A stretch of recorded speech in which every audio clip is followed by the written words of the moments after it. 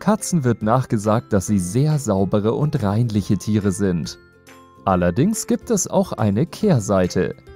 Denn unsere Miezen und ihre Angewohnheiten können manchmal ganz schön ekelig sein.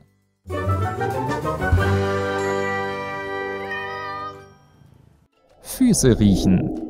Katzen haben einen außerordentlich ausgeprägten Geruchssinn, weshalb sie auf intensive Gerüche besonders schnell aufmerksam werden. Allerdings unterscheidet sich die Wahrnehmung dessen, was eine Katze als angenehm oder ekelig empfindet, sehr stark von der des Menschen. Und so sind getragene Socken für viele Katzen ein echter Hingucker oder in diesem Fall Hinriecher. Besonders dann, wenn die Socken nicht mehr ganz so frisch sind oder die Füße käsig oder nach Schweiß stinken, kann der ein oder andere Vierbeiner nicht widerstehen und verfolgt unablässig die stark riechenden Füße. Wenn also mal wieder ein Gast zu Besuch ist und dessen Füße werden ganz besonders intensiv beschnuppert, dann könnte es sein, dass dein Gast seine Socken vielleicht schon etwas länger anhat.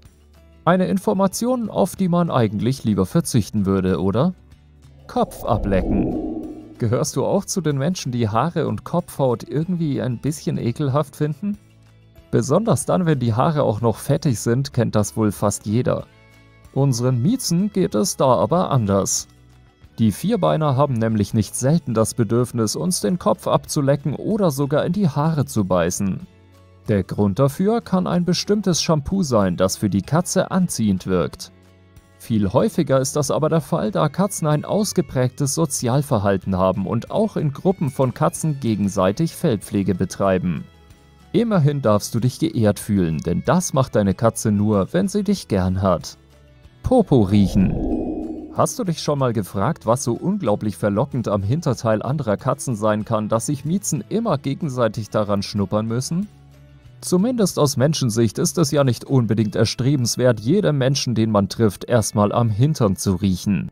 Für Katzen ist das allerdings eine sehr praktische Sache, denn es gibt keinen einfacheren Weg, sich gegenseitig kennenzulernen. Der Popo der anderen Katze vermittelt mit seinen vielen Geruchsnuancen nämlich eine große Menge wichtiger Informationen.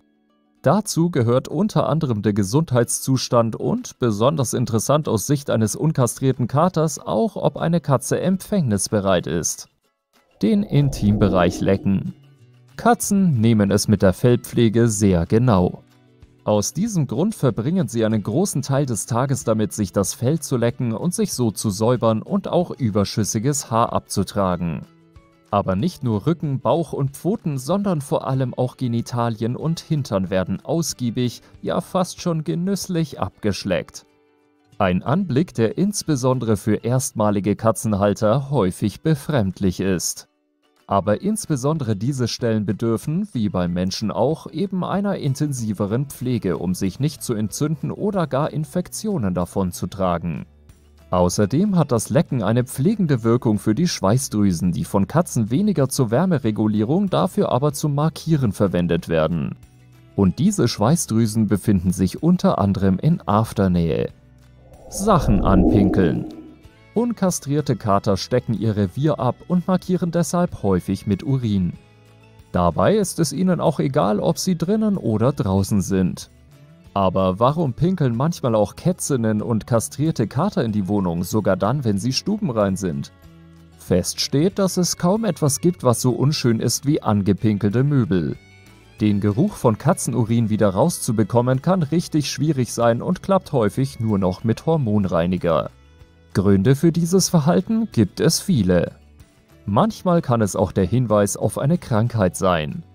Viel häufiger hingegen hängt es mit dem Verändern von Gewohnheiten oder des Umfeldes ab, was dem Vierbeiner auf die Blase schlägt. Ein Umzug, Umstellen der Wohnung, ein neuer Mitbewohner oder auch ein bei deiner Katze ungeliebter Gast können dazu führen, dass sie ihre Abneigung durch Pinkeln zeigt. Die Katze frisst Erbrochenes. Jetzt musst du wirklich stark sein. Hast du schon mal gesehen, dass deine Katze erbrochen hat, nur um es dann gleich wieder aufzufressen? Es gibt wohl nicht viel, was aus Menschensicht widernatürlicher ist als dieses Verhalten. Den meisten Menschen wird schon beim Gedanken an Erbrochenes schlecht. Und jetzt stell dir vor, du müsstest dein eigenes... Pfui. Aber Katzen sind Pragmatiker. Als Jäger sind sie instinktiv darauf gepolt, alles zu verwerten. Denn eine Jagd kostet viel Energie und manchmal kann sie tagelang erfolglos verlaufen. Und da Erbrochenes in aller Regel aus medizinischer Perspektive unbedenklich ist, schlägt die Mieze zu und futtert das Ganze häufig einfach nochmal. Na dann, Mahlzeit. Schlittenfahren.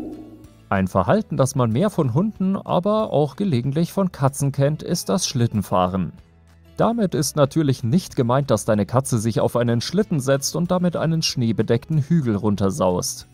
Es ist ein Sinnbild dafür, wenn ein Vierbeiner seinen Hintern auf den Boden setzt und ihn mit den Vorderpfoten über den Fußboden oder Teppich zieht.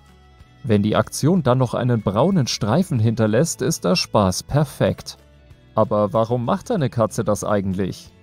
Dafür kann es 3 Gründe geben. In ganz seltenen Fällen ist es möglich, dass deine Katze nach dem Klogang nicht ganz sauber geworden ist und es deshalb tut. Allerdings ist das eher selten, da sich Katzen, wie wir wissen, normalerweise mit der Zunge säubern. Wenn aber eine Katze nicht mehr nach hinten kommt, zum Beispiel wegen Arthrose, dann kann das vorkommen. Auch ist das Schlittenfahren ein mögliches Signal für Wurmbefall. Und zu guter Letzt können Katzen verstopfte Analdrüsen haben, die schmerzen, wenn sie sich nicht mehr von selbst entleeren, und mit dem Schlittenfahren versucht deine Katze Abhilfe zu schaffen.